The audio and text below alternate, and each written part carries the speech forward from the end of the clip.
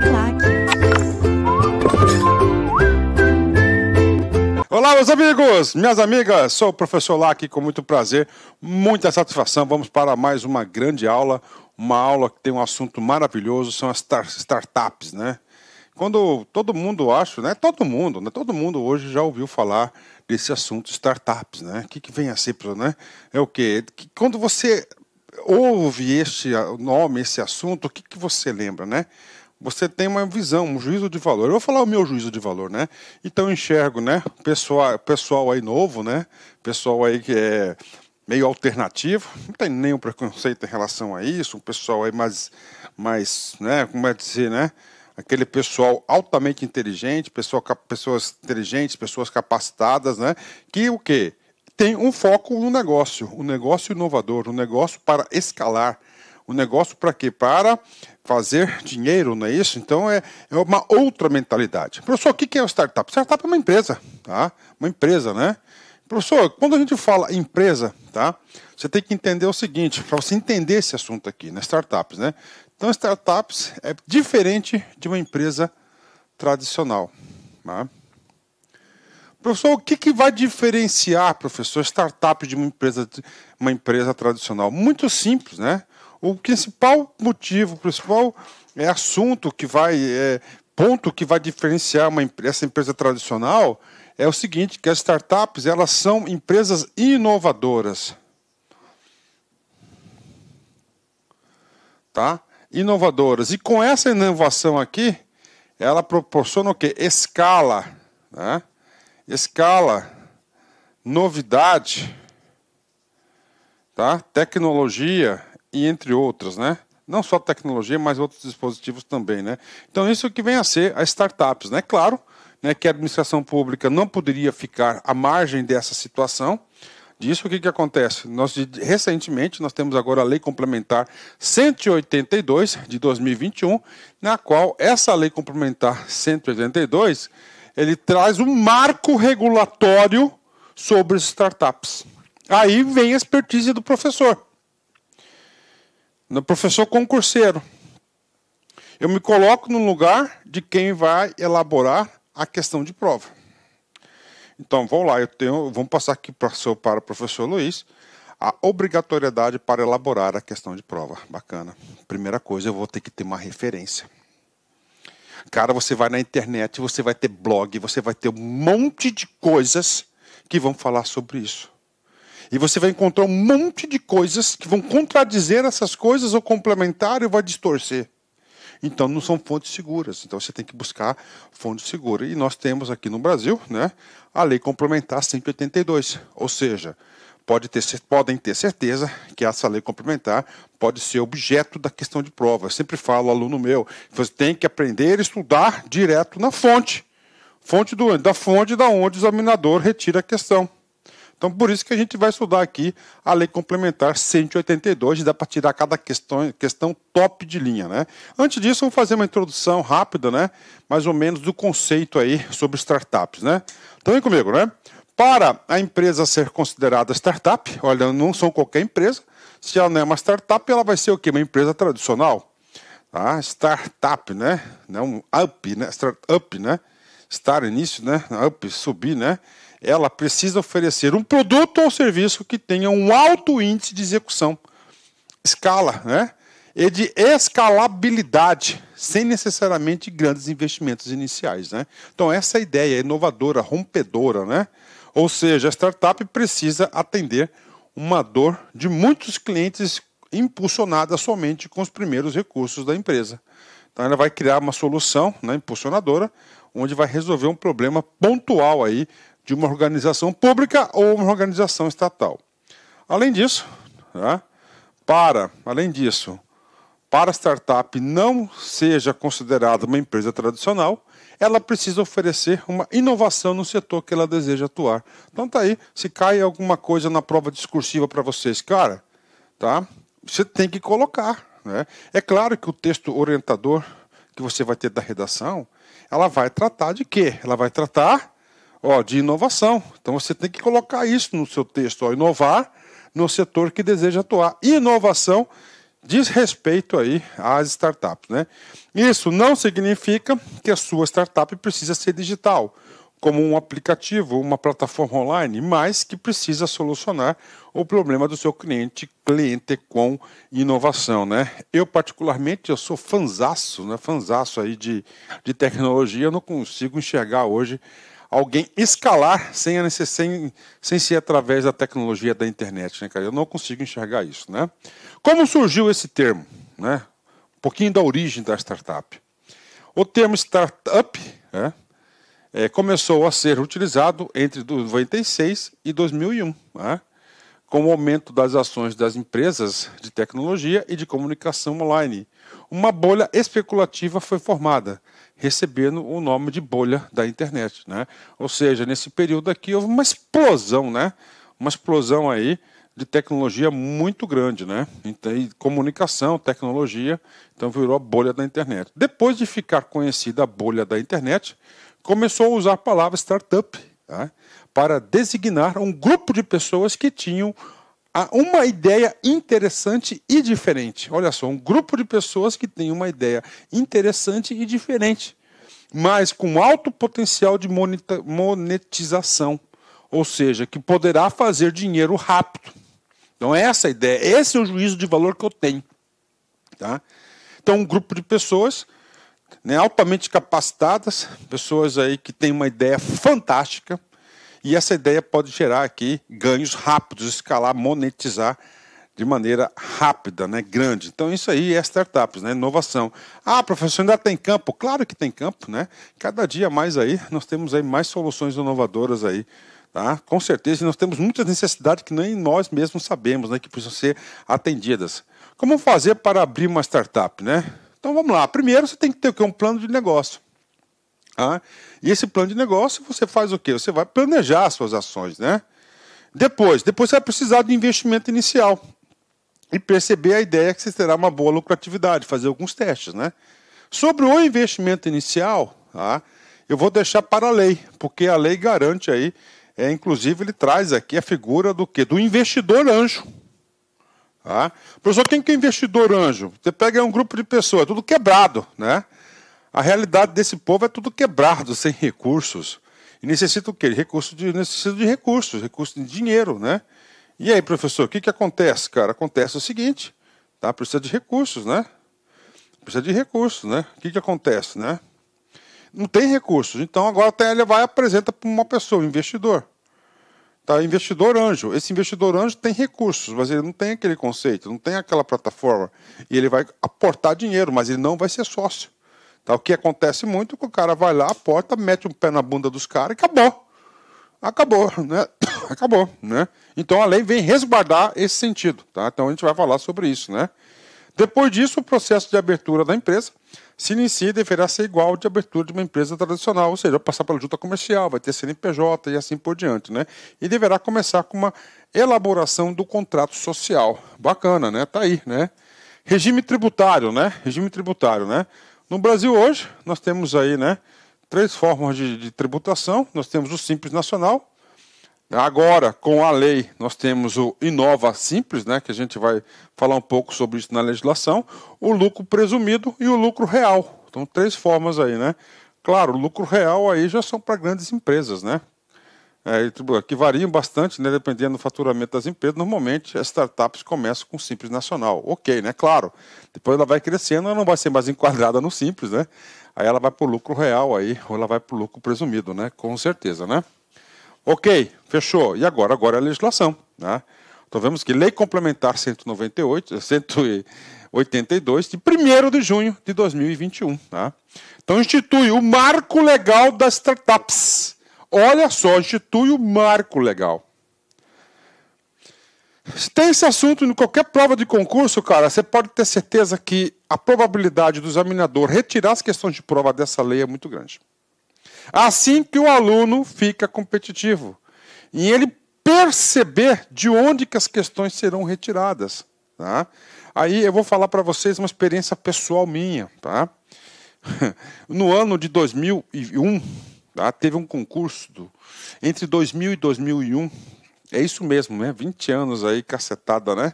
Entre 2000 e 2001, teve um concurso de gestor governamental do estado de Mato Grosso. E eu me inscrevi nesse concurso e estudei pra caceta. Estudei bastante para esse concurso. Eu estudava 12, 13 horas por dia, ó, focado, cada item do edital, tal. Cheguei para fazer a prova. Peguei a prova. Porra, de onde que o cara tirou isso? Eu olhava assim, tá? Não enxergava, não sabia, né? Tá, beleza, né? Cara, fui reprovado no concurso por 2 questões. A nota de corte era 60, eu fiz 58. Aí eu percebi que eu tinha estudado errado. Como assim, prof, errado? Cara, não estava estudando no material na qual o examinador retirou as questões de prova. A partir daquele momento veio o estalo. Puxa, toda vez eu tenho que estudar para concurso, então eu paro, eu planejo, eu olho, eu presto atenção. Tá? O quê? Onde que o examinador provavelmente irá retirar as questões de prova. E lá eu estudo. Continuei nessa tocada, né? Tá lá, primeira e segunda fase. Luizão aqui, segundo colocado no concurso, né? Concursos dificílimo, cargo esse que eu tenho bastante orgulho de ter ocupado, assumir. Eu fiquei até 2012, 2013 no estado de Mato Grosso, fui gestor governamental e eu fui secretário de Estado, gerente, né? Eu fui todos os cargos comissionados, 7 secretarias, uma puta de uma experiência que eu tive aí nas costas. E quando eu resolvi empreender na LAC, tá, ser realmente o empreendedor, uma startup que era minha, né? Hoje não é mais, porque hoje já é realidade. Eu cheguei aqui, cara, e dei de braçada, né? Porque o conhecimento, a experiência lá, e muitos conceitos, coisas que eu aprendi lá, caem em prova de concurso, eu explico para vocês aí. E não só em todas as matérias, né? Todas as matérias eu tenho um pouco de reação. Então isso aqui é um marco legal. Tudo isso para explicar para vocês a importância de você estudar diretamente na fonte. Ah, professor, mas será? Vai por mim. Então vamos lá. Então essa lei ela tem 2 objetos, tá? Ela vai falar sobre as startups, ok? Um marco legal, e também de empreendedorismo inovador, tá? Empreendedorismo inovador. O governo, é muito importante isso, porque isso aqui sinaliza para o povo brasileiro, sinaliza para os nossos empreendedores, para o nosso público, né? Ó, governo brasileiro, eu quero o seguinte, né? Nós vamos valorizar, vamos dar garantias, seguranças para o ambiente de negócio das startups. Tá? Isso aqui é para dar garantia ao ambiente de negócio. Isso aqui faz parte da agenda liberal, né? Faz parte aí da agenda liberal, né? A agenda liberal. E tem que ser um caminho sem volta, gente. Não adianta, né? Tá aí. Então, startups e o quê? Empreendedorismo inovador. E essa lei, ela, preste atenção, tá? Ela aqui, ó, ela altera a lei 6.404. E aí, professor, você conhece a lei? Claro que eu conheço a lei muito bem, tá? É a lei das SAs, tá aí, ó, tá? Lei das SAs aqui, ó, muito importante para a contabilidade, né? E a lei 123, lei complementar, também conhece? Claro que eu conheço. A lei 123 é a lei do microempreendedor, né? Microempreendedor e empresas de pequeno porte. Pequeno porte, né? Empresa de pequeno porte aí.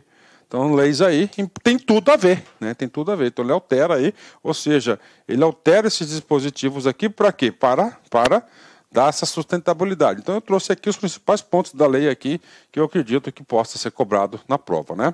Capítulo 1º, vamos lá. Institui o quê? O marco legal das startups de empreendedorismo inovador. Bacana, né? Essa lei complementar, né? Tem lá.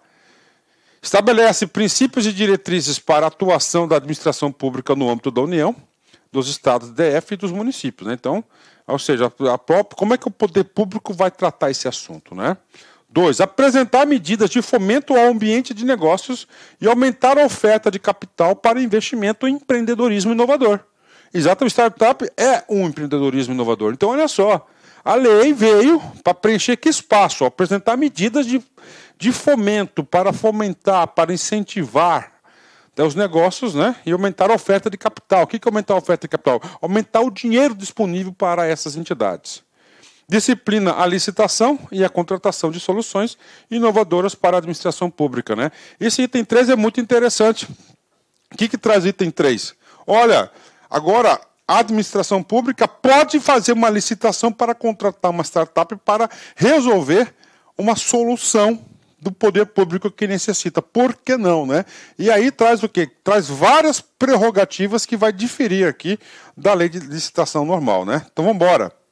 Vamos lá, artigo 2º, né? Parte conceitual. Investidor anjo. Cara, você vai ter que saber. Se no seu edital consta lá startups, você tem que entender o que é o tal do investidor anjo.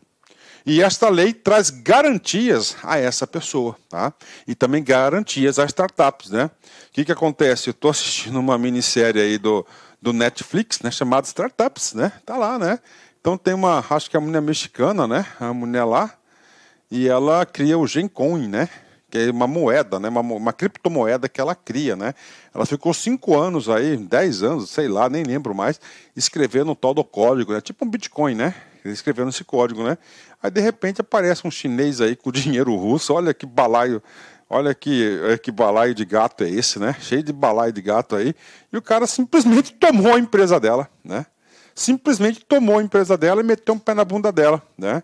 Então, se fosse essa lei aqui, essa lei ia proteger ela, o negócio dela. Tá? Eu não vou falar para vocês aí o final disso, porque eu não quero dar spoiler, né? Então, o que é investidor anjo? Preste atenção, vou ler 2 vezes dada a importância desse assunto. Investidor que não é considerado sócio. Investidor, aquele que põe o dinheiro, mas não é sócio. Nem tem qualquer direito à gerência, então ele não é o gestor. Ou a voto na administração da empresa, não opina, não tem voto. Não responde por qualquer obrigação da empresa e é remunerado por seus aportes. Pronto, isso é investidor anjo. E como é, então ele põe o dinheiro, por exemplo, ele põe o dinheiro, vai ter que voltar o dinheiro. Como é que vai ser a remuneração dele? De acordo com os aportes. Aí eu aportei tanto, deu lucro tanto, pronto, você vai ter o resultado. É um bom negócio? Com certeza, porque a startup já nasce, cara, não é tradicional. Ela já nasce com foco de quê? De escalar, de monetizar, de ganhar dinheiro, de resolver problemas de milhares de pessoas. Tá? Então é o seguinte, o cara consegue fazer isso. Escalar. Tá? Ambiente regulatório experimental, Sandbox. Olha aí, o assunto novo, pode cair. Eu não conhecia. Sandbox. Então o que é isso, né? É um ambiente regulatório experimental. Ou seja, as agências reguladoras vão colocar um regime, né, especial para o quê? Para fazer experimentos de determinada solução. Aí. Conjunto de condições especiais simplificadas. De novo, conjunto de condições especiais simplificadas para que as pessoas jurídicas participantes possam receber autorização temporária dos órgãos ou das entidades com competência e regulação setorial para desenvolver modelos de negócios inovadores e testar técnicas e tecnologias experimentais mediante o cumprimento de critérios e de limites previamente estabelecidos pelo órgão ou entidade reguladora por um meio de procedimento facilitado.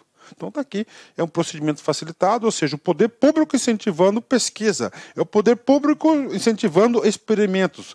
Agora, para isso é o seguinte, ela vai ter o quê? Ela vai ter condições especiais simplificadas, porque se essa empresa de inovação está começando e se for enfrentar a burocracia de empresa tradicional, ela fecha, ela vai perder para si própria. Antes de começar, ela já acabou. Tá? Porque eu digo para vocês, eu sou empresário, tá? Eu estou nesse ramo há muitos anos, e eu digo para vocês o seguinte, né? Que é difícil, né? É muito difícil, mas isso aqui é somente para as startups ou empreendedorismo inovador. Vamos lá, continuando, né? Esta lei complementar é pautada pelos seguintes princípios e diretrizes, né? Então ele trata aqui, ó, os princípios e diretrizes que vão tratar sobre startups, né? Vamos lá, são 9, né? São 9 princípios. Primeiro, reconhecimento do empreendedorismo inovador como um vetor de desenvolvimento econômico, social e ambiental. Olha aí, o poder público falando, cara, isso é muito importante, é um vetor de desenvolvimento. Tá? Incentiva a constituição de ambientes favoráveis ao empreendedorismo inovador, com valorização da segurança jurídica e da liberdade contratual, com premissas para a promoção do investidor e do aumento da oferta de capital direcionada às iniciativas inovadoras. Exatamente isso. Ele vai dar segurança jurídica, incentivar ambientes, não é isso? pronto, né? Importância das empresas como agentes centrais do impulso inovador no contexto do livre mercado. Ou seja, a empresa, o capital privado, né, que é o grande impulsionador, né? Não é o poder capital público aqui, né? O capital público tem outras obrigações gigantes também, mas não é isso, né? Modernização do ambiente de negócio brasileiro. Olha que coisa, a modernização, né?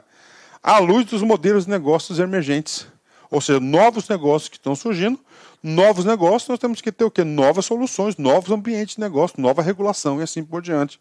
Fomento ao empreendedorismo inovador como meio de promoção da produtividade e da competitividade da economia brasileira e da geração de postos de trabalho qualificados, com certeza, né? Então, fomenta o empreendedorismo inovador, exatamente isso, né? Aperfeiçoamento das políticas públicas e dos instrumentos de fomento do empreendedorismo inovador, que nós temos uma lei específica que trata sobre isso, né? Salvo engano, de 2016, 2017, alguma coisa assim, estou lembrado, né? Eu já gravei essa lei, inclusive. Promoção da cooperação e da interação entre os entes públicos, entre o setor público e privado, entre empresas com relações fundamentais para a formação de ecossistema de empreendedorismo inovador efetivo, né? Incentivo à contratação pela administração pública. A própria administração pública pode contratar, inclusive, e tem um capítulo que fala só sobre isso, né? De soluções inovadoras elaboradas ou desenvolvidas por startups, né?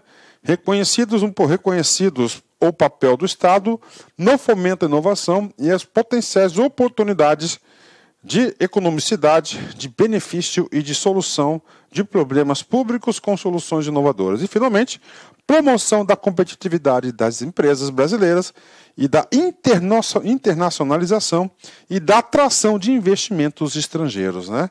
Então, esse aqui é o propósito da lei da startup de inovação, né? Professor, e aí? Eu fiz uma leitura um pouco rápida, né? Mas vocês vão ter que ler, cara. Vão ter que dar uma parada depois aí e fazer a leitura desse artigo ponto a ponto, que é muito importante. Toda lei que tiver princípios, cara, princípios, examinador adora cobrar princípios. Então, você tem que saber os princípios para a prova, né? Vamos lá, capítulo 2º. Agora já está falando mais das startups, né? Qual que é o conceito oficial? São enquadradas, olha aí, ó, como startups as organizações empresariais ou societárias, tá? Empresas ou societárias de sócios, né? Nascentes ou em operação recente, cuja atuação caracteriza-se pela inovação aplicada no modelo de negócios ou a produtos e serviços ofertados. Já falei para vocês, tá? Startups. Primeiro ponto, pela inovação. Tá? Em operação recente. Prof, em operação recente. Ok.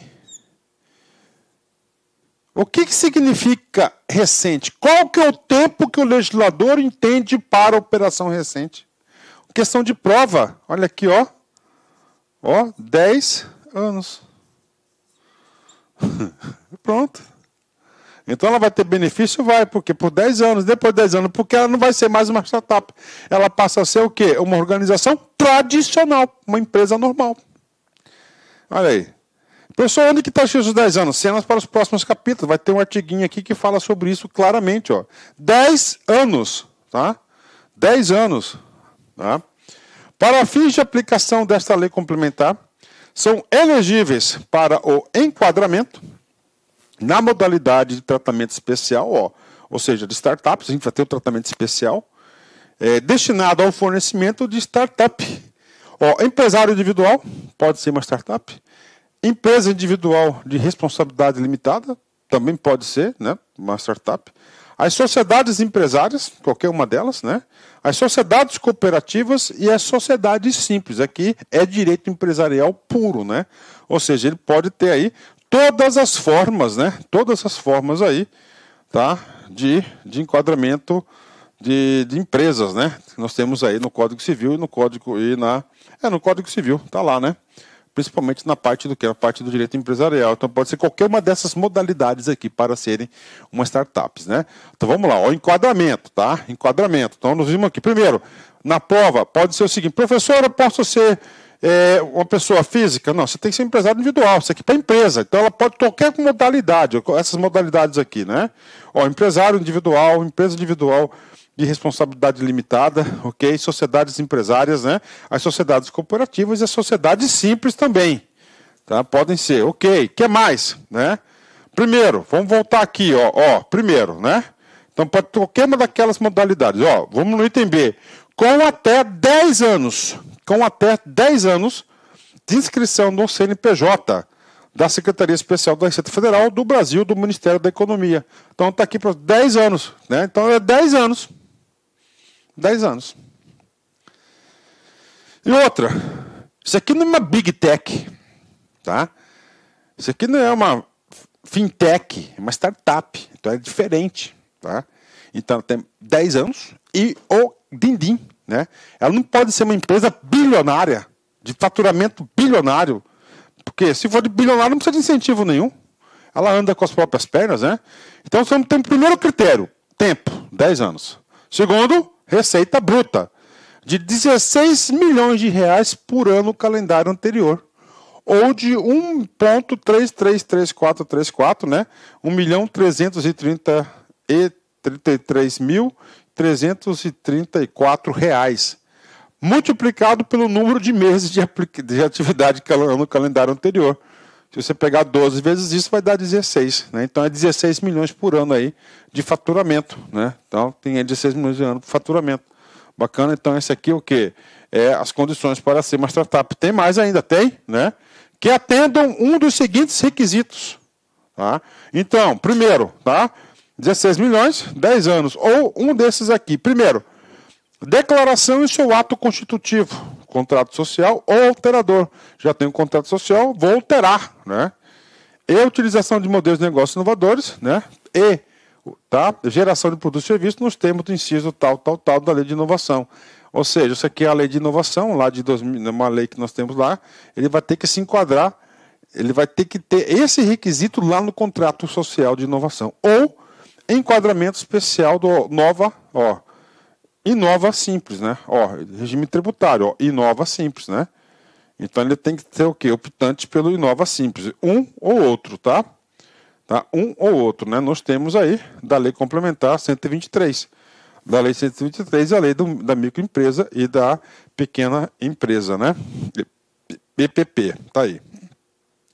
Para fins de contagem de prazo estabelecido, no inciso 1, né? Ou seja, inciso 2 do parágrafo 1º, que é os 10 anos, deverá ser observado o seguinte: algumas situações especiais. Primeiro, incorporação. Tá? Incorporação. Vamos lá. Então nós temos aqui. O que é incorporação? Olha aí, ó. Incorporação. Tá? Você tem a empresa A. Ó.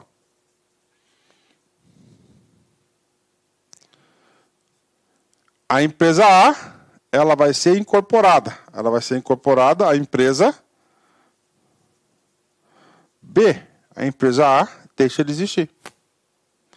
Você tem incorporação, você vai ter a fusão, que é diferente. Você tem a empresa A. Você tem a empresa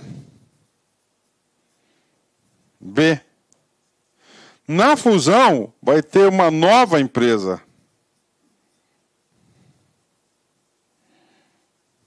Chamada de empresa AB. Isso é fusão. Se você tem a fusão, você vai ter o quê? A cisão também. Isso aqui, cara, a lei 6.404 de 76, de dia 15 de dezembro de 76, trata sobre isso. Trata as três situações. Então fala aqui, a cisão, né? Você tem a empresa AB. Na cisão, você vai ter a empresa A, uma nova empresa. E você vai ter também a empresa B. Daí. Então é o seguinte, para as empresas decorrentes de incorporação, será considerado o tempo de inscrição da empresa incorporadora. Quem vai, ó, da incorporadora, né? Ela vai ser incorporada, né?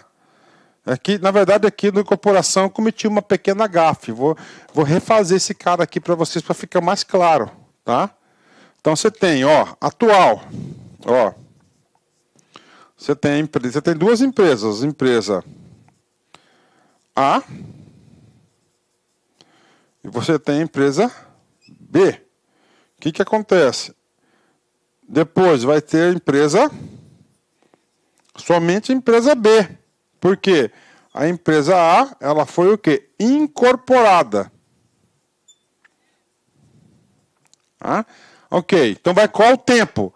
Ó, tempo de inscrição da empresa já existente, empresa B, não da nova empresa. Ah, professor, aí, cara, né? Aqui não tem para ninguém não, vamos embora, né? Se tem incorporação, nós vamos ter o quê? A fusão. Para as empresas decorrentes de fusão, será considerado o maior tempo, né, de inscrição entre as empresas fundidas, né? Fusão. A e B fazem fundidas. Elas fazem uma outra empresa, né? Então vai ser o tempo que das empresas fundidas, as mais antigas, 10 anos, né? E finalmente, para as empresas decorrentes de cisão, será considerado o tempo de inscrição da empresa cidida, né? Na hipótese de criação de nova sociedade, ou da empresa que absorver, né, a hipótese de transferência de patrimônio para a empresa já existente. Então tá aí a parte conceitual. E agora, né? Dois instrumentos de investimento e inovação, tá? Então o que acontece aqui? Esse capítulo 3º aqui, ele vai tratar sobre o quê? Especificamente sobre investidor anjo. Tá? Aqui o objeto da lei, são dois objetos da lei. Tá? Dois objetos da lei. Primeiro é o quê? Né? Primeiro aqui é garantir, entendeu? Primeiro aqui é garantir o quê? A manutenção das startups, né? Como falei para vocês lá no Netflix, né? Chega lá o chinês, o chinês, japonês lá, russo, né? Vai lá e pum, pô, mete o pé na bunda da menina, né? Acabou, não tá errado isso, né? E claro também eu estou investindo meu dinheiro, eu tenho que ter garantias, né? Então ele vai proteger tanto o capital quanto o quê? As startups, essas organizações, que elas são muito frágeis, né? Então esse capítulo vai trazer tudo sobre isso.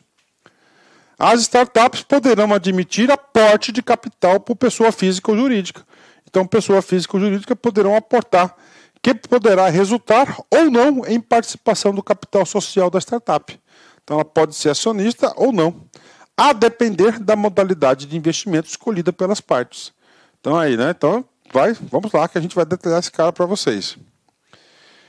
Não será considerado integrante do capital social a empresa o aporte realizado na startup por meio das seguintes instrumentos. Não será considerado integrante do capital social. Aí temos aqui várias hipóteses, né? Então aqui já como trabalha com dinheiro, né, o negócio já fica mais complicado, né? Fica um pouco mais complicado. Vamos embora. Ó, contrato de opção de subscrição de ações ou de cota celebrado entre investidor e empresa. Então o que é isso aqui? Isso aqui não será capital social, né? O que é o contrato de opção? Né? Quando chegar o momento que tiver novas ações, eu faço uma opção de compra. Né? Então, eu falo assim, olha, quando essa empresa abrir capital, tá, na subscrição de ações, né, eu vou ter o direito de comprar essas ações com preferência. Então, opções é o quê? O direito de preferência que ele tem, de comprar ou não. Para isso, ele vai ter que pagar alguma coisa, né?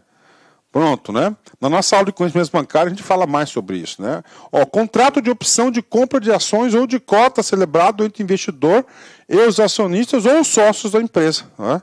Então, será considerado integração do capital social. Ele vai receber esse dinheiro, ó. Debênture conversível emitida pela empresa, nos termos da lei, aí, ó. Não falei que é 15 de dezembro de 76, ó. Tá? Ok, né? Então não é, tá certo? Não tem nada a ver uma coisa com outra, debênture conversível. Pessoal, como assim debênture conversível, né? A empresa está precisando aí de um recurso, tá? E ele não quer buscar no banco. O que ele fala? Olha, eu vou fazer uma empresa de reputação, vou emitir debêntures, né?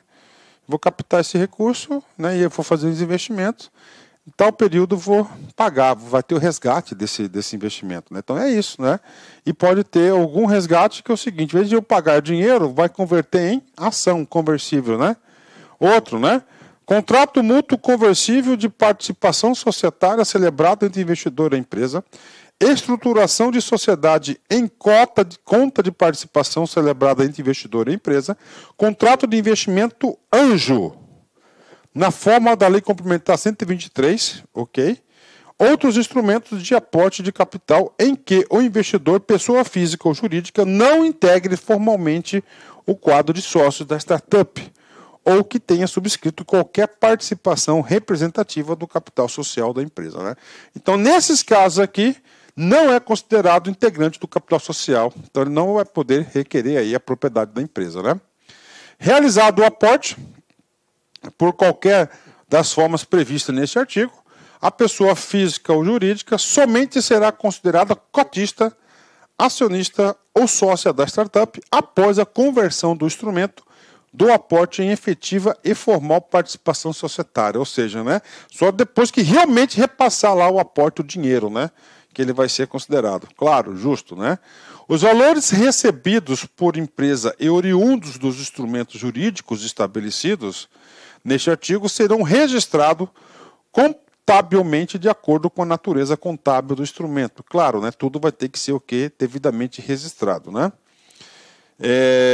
A Comissão de Valores Mobiliários, CVM, estabelecerá em regulamento as regras de aporte no capital nacional. Ou seja, ele vai aí colocar as regras de aporte, né, do investimento, né? 7, vetado, né? Artigo 8, vamos lá. O investidor que realizar o aporte de capital a que se refere o artigo 5º, né? Ou seja, eu estou fazendo um aporte do capital, né? Primeiro, eu estou fazendo um aporte do capital, beleza, tá? Eu sou investidor anjo. Primeiro,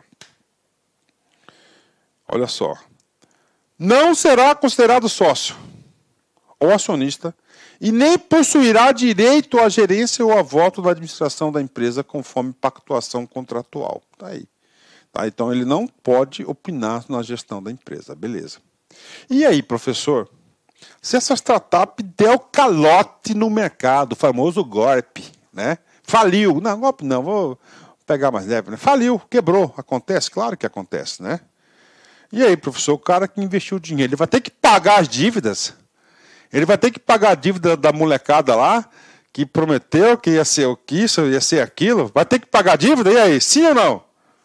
Cara, se ele não pode opinar na gestão da empresa, ele também não vai ter essas responsabilidades. E o legislador, sabiamente, deu essas ressalvas, essa garantia para o investidor. Tipo assim, eu estou colocando 500 mil ali, ponto.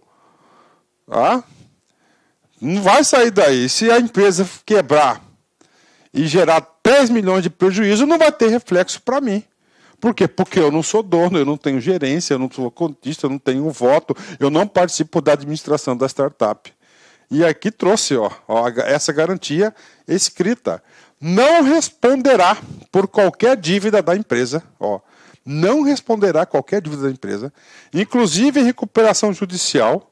Aí ele não se estenderá ao disposto do artigo 50 da lei 10.000 tal, né, do Código Civil. E, leis trabalhistas, né, aprovado pelo decreto-lei, lei trabalhistas, né, e nem tributárias, o Código Tributário aqui, e em outras disposições atinentes, desconsideração de personalidade jurídica existente na legislação vigente. Então, o cara que aportou, ele vai ter garantia que ele não terá esse reflexo na pessoa dele. Senão poderia ser até o quê? Pô, cara, vou pôr dinheiro aqui, o dinheiro não é pouco, é muito dinheiro. E além disso, eu vou ter ainda, além disso, né? Além disso, posso ainda pagar um monte de dívida e conta que não é para mim. Então isso aqui é uma garantia importante. Parágrafo único, olha só.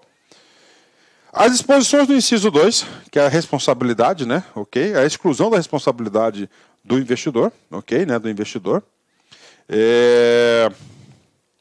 não se aplicam às hipóteses de dolo, fraude ou simulação com envolvimento do investidor. O que acontece?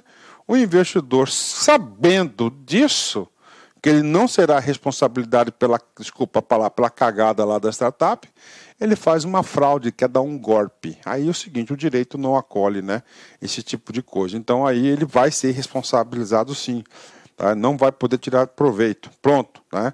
Então nós fizemos o seguinte, que nós explicamos aqui para vocês, né? Eu expliquei lá das garantias para o investidor. Agora o próximo capítulo. Agora, do fomento à pesquisa e ao desenvolvimento. O que acontece aqui? Então, já vimos lá que ele pode fazer o aporte. Agora, aqui é outros mecanismos para investir, né? Por exemplo, né, professor Lac, por exemplo, eu posso criar um fundo, né? Um fundo, né? E vender esse fundo, né? Eu faço um fundo de investimento de startups, né? Vou lá, faço e fico vendendo cota. Ó, quem que quer, né? Quem que quer, né? Quem quer investir nesse fundo aqui? Nós do fundo vamos pegar esse dinheiro, nós vamos selecionar as melhores startups que existem no Brasil e no mundo e vamos colocar o dinheiro lá e você vai ter como se fosse um investidor anjo. Mas não é, está investindo no fundo que investe em quem? Em startups. É esse capítulo, esse é o objetivo do capítulo 4, que é do fomento, fomentar a pesquisa, o desenvolvimento e a inovação. As empresas que possuem obrigações de investimento em pesquisa, desenvolvimento e inovação decorrente de outorgas ou delegações firmadas por meio de agência reguladora ficam autorizadas a cumprir seus compromissos com o aporte de recursos de startups por meio de. Tá? Então tem meio de ter. Vamos lá. Ó, fundos patrimoniais, né? Pode ser destinados à inovação, né? Ó, fundos de investimentos em participações FIP. Ó, isso que eu falei está no 2 aqui. Tá? 2 aqui. Capital semente. Ó, empresas emergentes e empresas com produção econômica intensiva de pesquisa, desenvolvimento e inovação. Olha aí que situação legal, né? Bacana isso, né? Vamos lá. Investimentos em programas ou em editais de concursos destinados a financiamento, aceleração de escalabilidade de startup, gerenciado por instituições públicas, tais como as empresas públicas direcionadas ao desenvolvimento de pesquisas e inovação, está aí. Né? Então, isso aqui são meios para o quê? Para estimular. Né? O disposto no capítulo desse artigo não se aplica aí aos percentuais mínimos legais contratuais estabelecidos a serem aportados por fundos públicos. Né? Ou seja, tem muitos fundos públicos, cara, que foram criados para incentivar a inovação. Tipo assim, 0,1% do ICMS cobrado sobre computador. Esse recurso vai para o fundo público e esse fundo público, como é de inovação, o gestor desse fundo público tem que investir aonde? No fomento de startups, por exemplo. Então esse recurso aí não é fora esses recursos, né? Vamos lá, artigo 10. Tá? O ato do Poder Executivo Federal, ou seja, um decreto, regulamentará a forma de prestação de contas da FIP, Fundo Patrimonial, instituição que receberá o artigo 9º. Ok, então é o seguinte, vai ter um decreto aí do presidente da República, né, da presidente da República, no sentido de quê? De regulamentar essa situação. Né, regulamentar a situação. E agora, capítulo 5. Cada capítulo tem um objeto, né? Um objeto bem específico. Aqui é o seguinte, aqui é novo. Aqui é aquele ambiente regulatório experimental, sandbox. Né? Aí, ó, regulatório. Né? Ou seja, o poder público vai dar concessões especiais, condições especiais para que essa empresa possa gerenciar sem a burocracia doida que é abrir negócio no Brasil. E manter os negócios também. Tá? Então esse cara aqui terá essa permissão. Ajuda? Claro que ajuda, né? Os órgãos e entidades da administração pública com competência de regulamentação setorial poderão individualmente ou em colaboração, no âmbito de programas de ambiente regulatório, experimental, sandbox, afastar a incidência de normas sobre sua competência em relação à entidade regulada e os grupos de entidades reguladas. Então, tá aí, ó. Está dando condições e ambientes, cara. Isso aqui é cara, essa lei aqui é um recado muito claro do governo brasileiro, do poder público brasileiro, dizendo, nós queremos incentivar esse pessoal. Eu acho que já chegou, é tarde demais, né, cara? Isso aqui que é coisa diferente, né? A colaboração que se refere ao capítulo desse artigo poderá ser firmada entre os órgãos e entidades observadas em suas competências. Entende-se por ambiente regulatório experimental sandbox o disposto no inciso 2, que a gente viu lá, que é a parte conceitual. O órgão ou entidade a que se refere o caput deste artigo disporá sobre o funcionamento do programa do ambiente regulatório experimental e estabelecerá os critérios para a seleção para a qualificação do regulado, duração e alcance de suspensão de incidência das normas e as normas abrangidas, né? Aqui está dando alguns parâmetros aí para o decreto regulamentador do sandbox regulatório, né? Então está aí esse capítulo aí. E agora, pessoal, agora é um capítulo, inclusive o capítulo mais longo, né? É o capítulo da contratação de soluções inovadoras pelo Estado, né? Ou seja, o capítulo 6. Né? O que diz o capítulo 6? Vamos lá. Novo. Tá? Novo.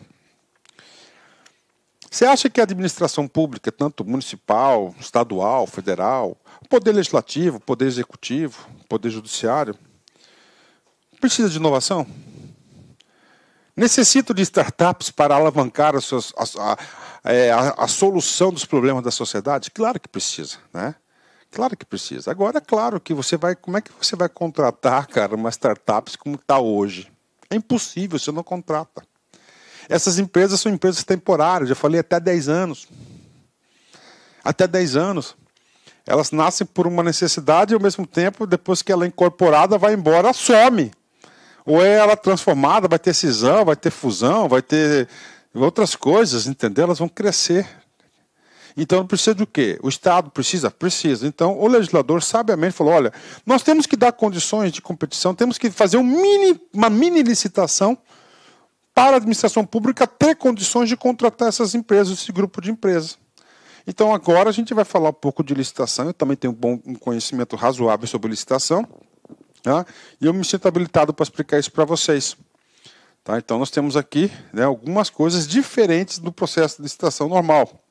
Quando a gente fala de licitação, você tem que lembrar de duas leis, né? A lei antiga, que é a Lei 8.666, e a Lei 14.133, tá, de 2021, que é a nova lei de licitações. Então, agora, né? Então, nós temos essas duas leis de licitações hoje, né? Vamos lá. Disposições gerais da licitação, né?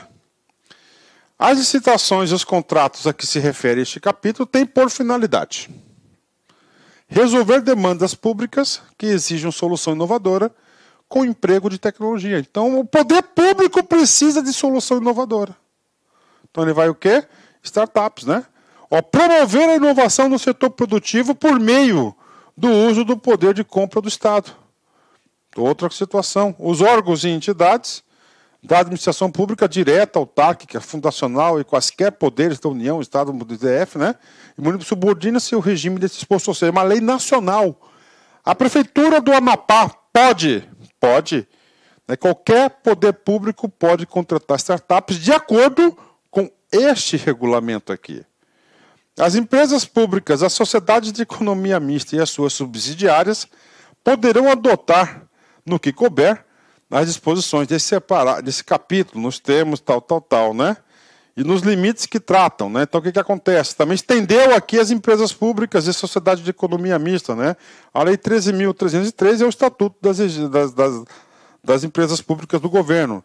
Aqui fala, né? E seus conselhos poderão valores diferenciados para os limites que tratam. Então, nós temos os limites aqui, tá, de contratação, que a gente vai falar, que fica no artigo 14, ó, 14, parágrafo 2º, o limite.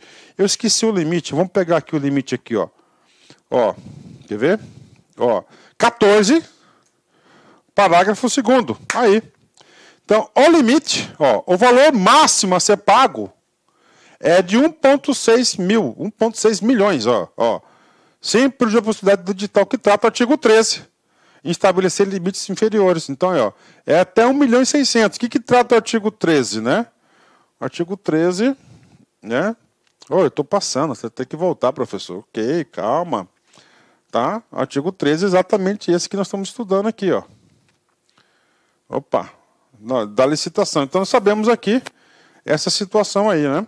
Os valores estabelecidos neste capítulo poderão ser anualmente atualizados pelo Poder Executivo Federal, de acordo com o Índice Nacional dos Preços consumidor por IPCA e outro que venha substituí-lo. Então está aqui. Ou seja, não precisa de uma lei para poder atualizar esses valores, tá? Então esses valores poderão ser atualizados aí pelo chefe do Executivo Federal, né? O presidente da República, né? Por um decreto, né? Ok, então são disposições aí. Agora a gente vai o que? Para a licitação. A licitação aqui. A licitação a gente vai ter uns ritos aqui, ele vai detalhar os ritos, né? Então a gente vai tratar aqui, ó, da licitação, tá? Depois a gente vai falar o que, ó, qualificação, julgamento, tá certo? Qualificação, negociação, são as fases da licitação. Depois a gente vai falar do contrato. Aí acaba a nossa querida aula. Da licitação. A administração pública poderá contratar pessoas físicas ou jurídicas. As duas, tá? Na sua prova vai falar só pessoas físicas, né? Jurídicas, perdão. Isoladamente ou em consórcio. Tá? Para o teste de soluções inovadoras por elas desenvolvidas ou a ser desenvolvidas. Ele já tem uma solução inovadora startup, pode contratar, pode. Ou a ser desenvolvida por uma demanda específica do poder público, né? Ou com ou sem risco tecnológico, por meio de licitação na modalidade especial regida por essa lei complementar. Então, qual que é a modalidade? É técnica, preço, lance, maior lance, menor lance? Não. Qual que é a técnica? A técnica da licitação vai ser essa modalidade especial. Ó, elemento super novo, que você não vai encontrar na 8.166 e muito menos na 14.133. Por quê? Porque ela é exclusiva e específica, destinada para as nossas queridas startups, né? Pronto, né? Modalidade especial de licitação. A delimitação do escopo da licitação poderá restringir-se à indicação do problema a ser desenvolvido e dos resultados esperados pela administração pública, incluídos os desafios tecnológicos a serem superados, dispensada a descrição de eventual solução técnica previamente mapeada, e as especificações técnicas caberá aos licitantes por diferentes meios para a resolução de problema, né? O que é isso aqui? Isso aqui é o plano, isso aqui é o escopo da licitação, tá? Então, o escopo da licitação, aonde vai ser elaborado, situação, problema, tal, isso aqui não é tão importante, né? Parágrafo 2º, olha só, agora começa a falar do processo licitatório. Então, parágrafo 1º, ele falou o quê? O escopo da licitação, né? O objeto da licitação, tá? Então, o objeto pode ser, identificação do problema a ser resolvido, resultados esperados pela administração pública, desafios tecnológicos a serem superados, dispensada a descrição de eventual solução técnica previamente mapeada e as suas especificações técnicas caberá ao licitante propor diferentes meios para a resolução do problema, tá? Isso aqui é o objeto da licitação. Como é que será feito isso aqui? O edital de licitação será divulgado com antecedência de, no mínimo, 30 dias corridos. Tá? Então, a administração pública quer contratar uma startup para uma situação. Tem que publicar o edital e ela vai acontecer, no mínimo, 30 dias de antecedência. Corridos ou úteis? Corridos, né? Até a data do recebimento das propostas. Ok. E onde que vai estar publicado isso? Em 2 momentos. No sítio eletrônico oficial centralizado de divulgação de licitações ou mantido pelo ente público e no diário oficial do ente federativo, porque isso aqui é para atendimento, né, da publicidade dos atos públicos, né? Parágrafo 3º, olha só, comissão julgadora, tá? 30 dias, vamos lá, 30 dias é o edital, agora para julgar, né? Isso aqui é novo, isso aqui só existe aqui. As propostas serão avaliadas e julgadas por comissão especial integrada. Isso aqui não é comissão especial permanente de licitação. Isso aqui é diferente. No mínimo 3 pessoas. E não é qualquer pessoa. De reputação ilibada, reconhecimento do assunto. Então o cara tem o reconhecimento, ele conhece do assunto, né? Então ele tem que conhecer do assunto. Nas quais uma cadeira tem que ser servidor público integrante do órgão, para o qual o serviço está sendo contratado, né? A banca técnica, claro, né? E uma que deverá ser professor de instituição pública de educação superior na área relacionada. Então tem que ser instituição pública de educação, né? Aí eu achei muito sacanagem, né? Eu acho que tinha que ser instituição superior só, não tem tanto pública e privada, né? Essa restrição, nada. Eu acho que, sei, enfim, está aí na lei, né? Quem sou eu, né? O legislador que sabe o que faz, né? Então a gente falou 30 dias, falamos do objeto da licitação, bacana, bem específico, está esperado, os metas, softwares, né? Falamos do edital, que tem que publicar 30 dias, falamos da comissão especial, que são no mínimo 3 pessoas, sendo um professor, né? E um técnico, um servidor público. E os outros vão ser indicados pelo presidente do órgão, né? Normalmente vai ser o chefe da licitação, né? O cara que conhece procedimentos, ok? Agora é o seguinte, critérios para o julgamento das propostas. Mas o preço, lance, não sei o que, não. Aqui é diferente. Os critérios aqui são exclusivos, né? Olha aí, né? Eu faria uma questão sobre essa aqui e ia colocar que não são critérios de julgamento. Eu ia mudar o texto uma palavrinha aqui e ia mandar vocês marcarem. Vamos lá. Primeiro, o potencial de resolução do problema é um critério pela solução proposta e, se for o caso, da provável economia para a administração pública, né? Então, ele pode ser um critério. Outro, o grau de desenvolvimento da solução proposta. 3, a viabilidade e a maturidade do modelo de negócio da solução. 4, viabilidade econômica da proposta, considerados os recursos financeiros disponíveis para a celebração do contrato. E, finalmente, né, demonstração comparativa de custo e benefício da proposta em relação às opções funcionalmente equivalentes. Então, esses aqui são os critérios para o julgamento da proposta. Ainda fala, sem prejuízo de outros definidos no edital. Então, o edital ainda pode colocar outros critérios. Ou seja, os critérios não são taxativos, eles são o quê? Exemplificativos. Nós temos 5 exemplos aqui, pode ter outros, podem, né? Ok, são os critérios. A licitação, uma mini licitação, né? 5º, o preço indicado pelos proponentes para a execução do objeto será critério de julgamento somente na forma disposta dos incisos 4 e 5 deste artigo. 4 e 5. O que é isso aqui? Execução do objeto, que será preço indicado, quando a viabilidade econômica e demonstração comparativa do custo-benefício. Ok, né? Sexto, a licitação poderá selecionar mais. Isso aqui é novo também. Normalmente, essa licitação há apenas um ganhador ou um consórcio, né? Aqui não. A licitação poderá selecionar mais de uma proposta para a celebração do contrato, que diz o artigo 14, que a gente vai falar já o 14, né?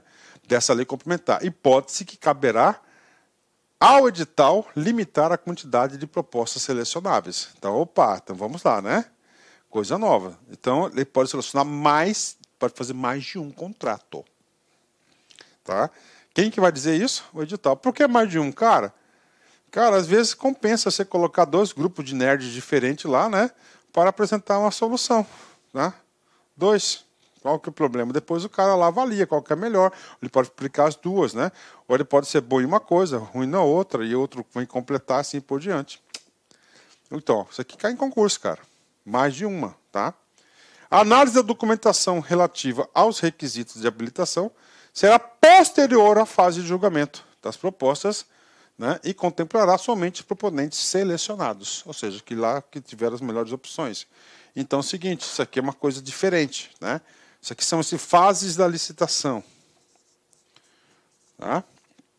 Primeira, então te fala, então primeiro vai ser julgamento. Aí, Esse julgamento aqui vai ser o critério do vencedor. Dos critérios. Tá? Depois, análise dos documentos. Aí.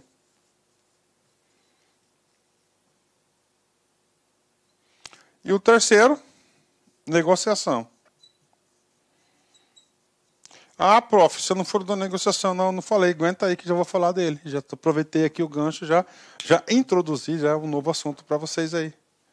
Então você tem que saber. Agora, julgamento, primeiro julga, quem venceu foi a startup A e B, C e D, ok. Depois você analisa os documentos somente quem foi selecionado e depois você senta com os caras para tomar um cafezinho, né? Ok. Parágrafo 8º. Ressalvado o disposto do parágrafo 3º do artigo 195 da Constituição. O que diz o parágrafo 3º do artigo 195 da Constituição? Eu tenho muita facilidade porque eu tenho quase todos os artigos da Constituição na minha cabeça. Lá trata o quê? Sobre a contratação de serviços pelo poder público, que ela tem que apresentar a certidão do INSS. Está aqui, né? Ressalvado o quê? Tá? A administração pública poderá, então, do INSS vai ter que apresentar, poderá, mediante justificativa expressa, dispensar todo ou em parte. Vem comigo. Então, do INSS, da documentação da contratação, tá, da documentação, ele vai ter que apresentar daquilo, ó, ressalvado o disposto. Então, lá ele vai ter que apresentar. Agora, pode dispensar o quê? A documentação de habilitação que trata a lei de licitação, regularidade fiscal. Ok, lá tem uma série de documentos que ele pode o quê? Ele pode ser dispensado desse documento. E a prestação de garantias para a contratação, que diz a lei de licitação. Então, esses dois itens aqui podem ser dispensados. Por que podem ser dispensados? Pelo propósito, aqui uma startup, ela é pequena, entendeu? Agora, de INSS ela vai ter que apresentar. Também não quero, eu não quero lá, né, cara, contratar uma empresa toda queimada com CNPJ aí, lascado aí, no Serasa, o caralho a 4, né? Nada disso, né? Parágrafo 9º.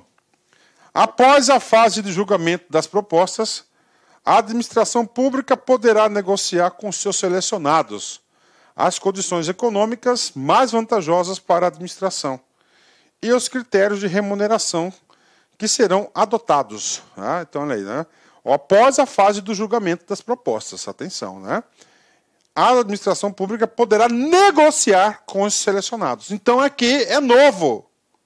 Anotem aí, o parágrafo novo chama-se fase, ó, negociação. Dos selecionados, as condições econômicas mais vantajosas para a administração e os critérios de remuneração. O que é o critério de remuneração? Como que a startup vai receber o dinheirinho dela? E como que ela vai receber o dinheirinho dela? No artigo 14, parágrafo 3º, que é o próximo artigo. Então, lá a gente vai olhar lá as formas de remuneração. Então, essa forma de remuneração, ela é negociada com a administração pública. Prof, opinião pessoal, fantástica, né? Fantástica, fantástica, fantástica, né? A gente tem que parar, cara, com essa história, né, de ficar sempre na defensiva, o cara vai roubar, o cara... Não, para com isso, cara, para com isso, entendeu? A gente tem que sair da defensiva, não pode ter essa cabeça, né? Independente de governo, né, não pode ter essa cabeça. 10. Você viu que é uma mini licitação? Encerrada a fase de julgamento e de negociação, parágrafo anterior, ok? Na hipótese de o preço ser superior à estimativa, ó, então o preço, ó, foi lá, o preço estava 1 milhão. Está 1 milhão e 100, superior à estimativa, ó, a administração pública poderá, mediante justificativa expressa, tá? Com base na demonstração comparativa entre o custo e o benefício da proposta, ó, é 100 mil, mas o benefício será muito maior, né? Aceitar o preço ofertado, desde que seja superior em termos de inovações e redução de prazo de execução ou de facilidade de manutenção ou operação limitada ao valor máximo que se propõe a pagar. Então tá aí que coisa legal, né? Tava lá, é um pouco maior, né? Isso é flexibilidade, isso aqui é razoabilidade. Aumenta mais 100 conto aí, cara, ó, com mais 100 conto você vai entregar aqui com 6 meses de antecedência. Se você aumentar o 100 conto aqui, você vai ter 3 vezes mais tecnologia empregada. Não é aquelas coisas, né? É aquelas coisas burras que a administração pública tem. Às vezes a administração pública paga caro, paga mal, por isso, não tem flexibilidade, né? Então, ó, parabéns aí para o legislador, né? E agora? Tá? E agora? O cara ganhou a licitação. Ele vai fazer um contrato administrativo? Vai. Qual modalidade? Nova modalidade. Isso aqui é novo. Novo. Tá? Então eu tenho que já adiantar um pouco de assunto para vocês. Ele venceu a licitação.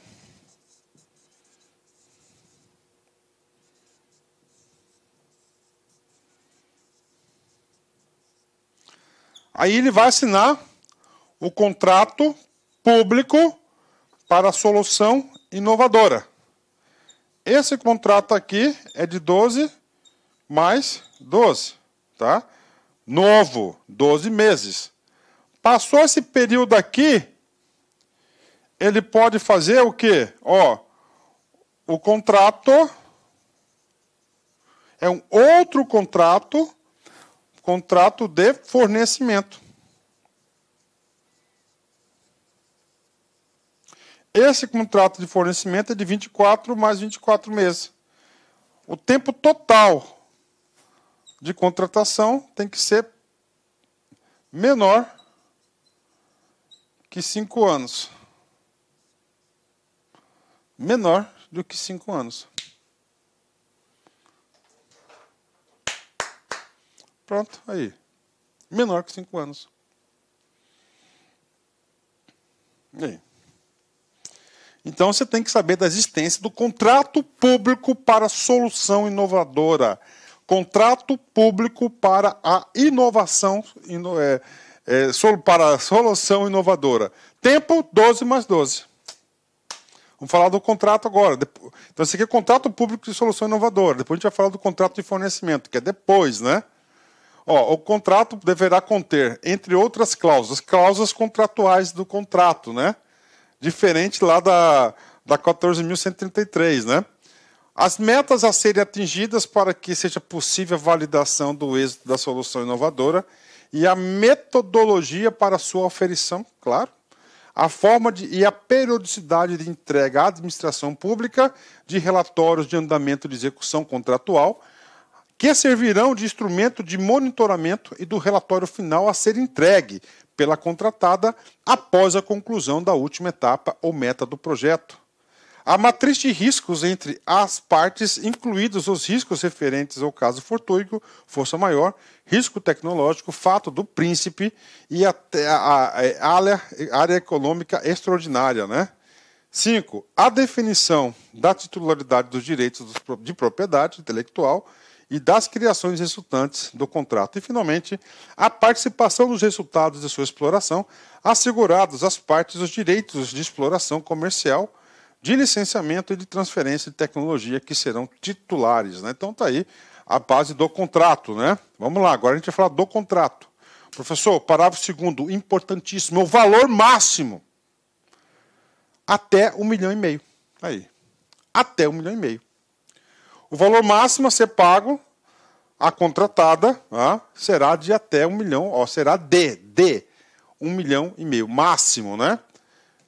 Por contrato público de solução inovadora, sem prejuízo da possibilidade que o edital trata, o artigo 3, ou seja, ele pode limitar esses valores, ok, né? E a remuneração do contratado, da startup, está aqui, 5 hipóteses, né? Pode ter um preço fixo, que eu não acho muito interessante, preço fixo mais remuneração variável de incentivo, outro, né? Reembolso dos custos, sem remuneração adicional. Aqui o cara está trabalhando de graça, né? Só reembolso. Agora tem esse aqui que eu gostei demais, foi o 4, né? Reembolso de custos, né? Mais remuneração variável de incentivo. Com certeza, remuneração variável, né? Ele tem o quê? Que escalonar. E, finalmente, reembolso dos custos mais remuneração fixa de incentivo. Então, ele vai ter o número fixo de incentivo, né? Eu não gosto nada que é fixo, né? Eu gosto que é variável, né? Parágrafo 4º. Nas hipóteses em que houver risco tecnológico, os pagamentos serão efetuados. Por que o risco tecnológico não dá certo o negócio, né? Acontece isso, claro que acontece, né? Efetuados proporcionalmente aos trabalhos executados de acordo com o cronograma físico-financeiro aprovado, observado o critério de remuneração previsto contratualmente. 5. Com exceção das remunerações variáveis de incentivo vinculadas ao cumprimento das metas contratuais, a administração pública deverá efetuar o pagamento conforme o critério adotado, ainda que os resultados almejados não sejam atingidos em decorrência do risco tecnológico. Olha, não deu certo, mas vai ter que pagar, tá? Sem prejuízo da rescisão antecipada do contrato, caso seja comprovada a inviabilidade técnica ou econômica da situação, né? Então pode acontecer isso também, né? Da rescisão, né?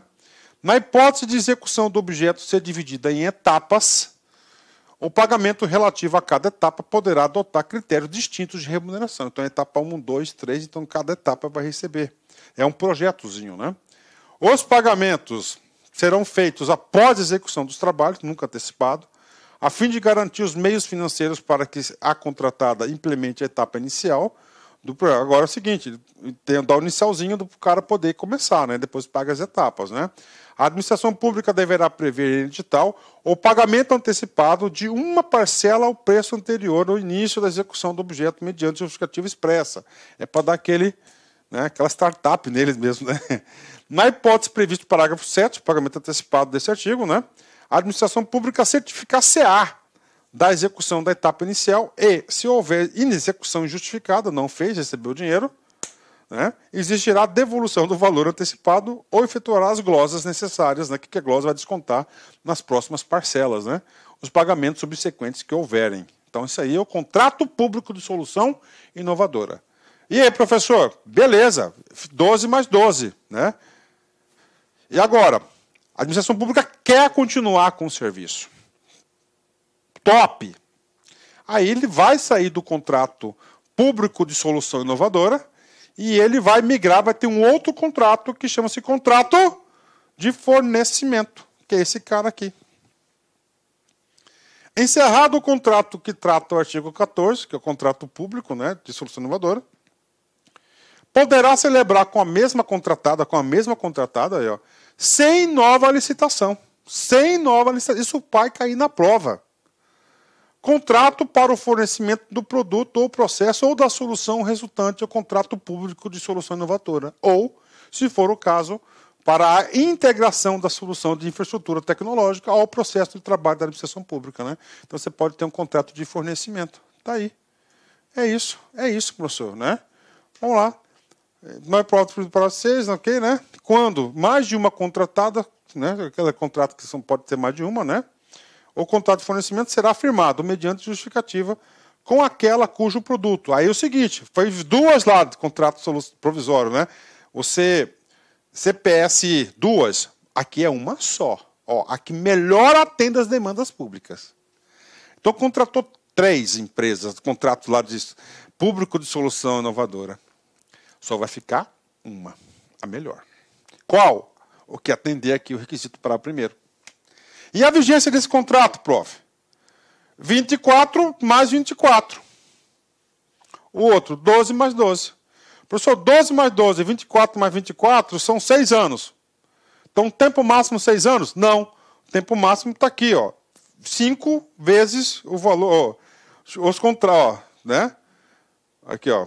Vigência do contrato de fornecimento será limitada a 24 programa. Oh, gente, eu fiz errado lá. Lá em casa, lá eu falei que eram 5 anos. É 6 anos, tá? 6 anos. É 12 mais 12, 2 anos. 24 por 24, 6 anos, tá? Então, essa pequena retificação para vocês aí. 6 anos. Os contratos de fornecimento serão limitados a 5 vezes o valor máximo definido, que é aquele 1.600.000, né? 5 vezes desta lei, incluídas eventualmente prorrogações que se limite poderá ser ultrapassado no caso do reajuste, né? Então, isso aqui é a limitação do valor dos contratos. E aí, professor, acabou. Putz, cara, aula top passa rápido, né? Aula top passa rápido pra caramba. Vamos lá, ficam revogados os dispositivos aí, né? Da Lei 10.SA, 6.404 e a Lei Complementar. Essa lei, a Lei Complementar 123. Essa Lei Complementar entra em vigor após decorrer 90 dias de sua publicação. 1º de junho, né? Olha aí, né? Jair Messias Bolsonaro e Paulo Guedes. Essa lei aí, né? Lei fantástica, né? Seja feliz com o que você tem, mas fique animado com a chance de ter mais, né? Cara, gratidão, né? Às vezes nós somos verdadeiros ingratos, né? Então, fique feliz com aquilo que você tem, cara, mas pense, cara, eu posso sonhar, sim. Você pode sonhar que pode ter novos voos, cara, com certeza, né? E você tem que ter, porque quem não sonha é um cara acomodado, um cara rabugento, fica naquela, né? Você tem que ter sempre novas perspectivas de vida, em qualquer lugar que você esteja. Um forte abraço, fique com Deus, até a próxima, se Deus quiser. Tchau, tchau. Clique like.